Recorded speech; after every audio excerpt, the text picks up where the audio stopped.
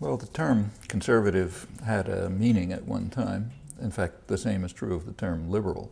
But their meanings have been, the terms have been so corrupted that they're almost unusable. I thought after the end of the Cold War, a lot of people thought that liberalism and conservatism, which were so bound up with different positions on communism and on the Cold War, would begin to unravel and we'd see some third way. That didn't really happen. You know, we do not have a new center in American politics, at least not rhetorically. And that's because I think both sides need to base themselves on a traditional vision of the way things should be. And they need to have enemies. Every American should be terrified at the prospect of a Hillary Clinton presidency. There's no next election.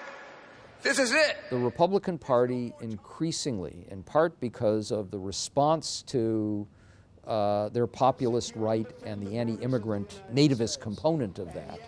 We will build a great, great wall.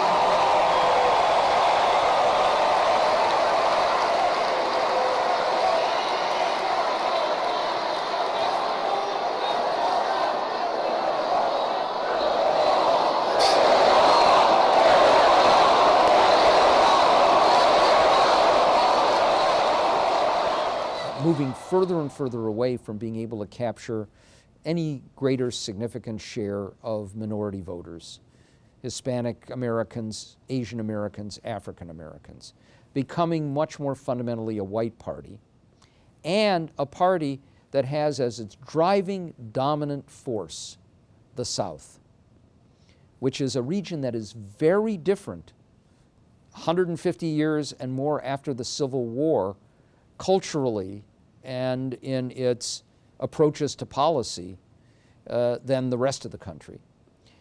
And a Democratic Party that has been losing support among white voters, in particular working class white voters. You talk to Democrats and they'll tell you that there is no such thing as the working class anymore.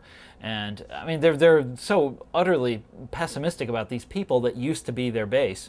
It's astonishing to me. But they,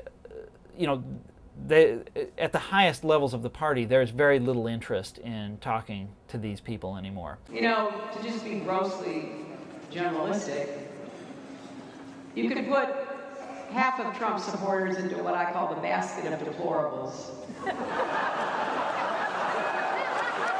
Right? We're going to have a racial division in our parties along with the broader tribal division.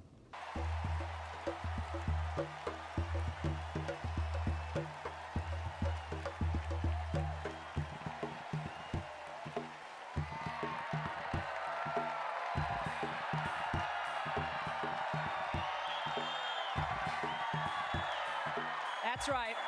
We used to have conservative Democrats and liberal Republicans, and parties mattered, but there was a lot of crossover on voting, and as time evolved, we started seeing the middle disappear. And we said, why is this? And so we started to take a look at what has happened over the last 20 years that has made this happen. Three major factors that had occurred over the last 2 decades that had helped cause this. First was really the advent of single-party districts.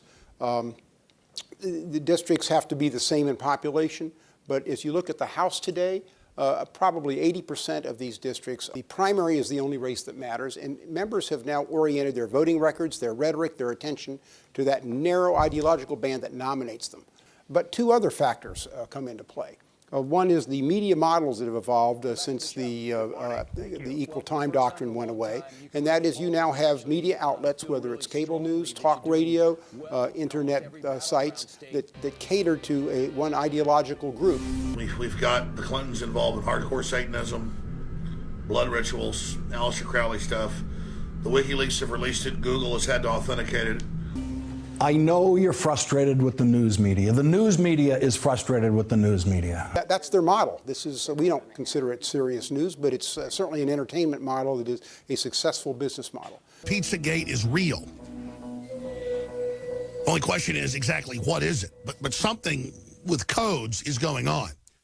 Adding to that is what's happened to campaign finance. Fundamentally, we have to change the campaign finance system. We know that the big money coming in is directly, deeply, insidiously corrupting of politicians.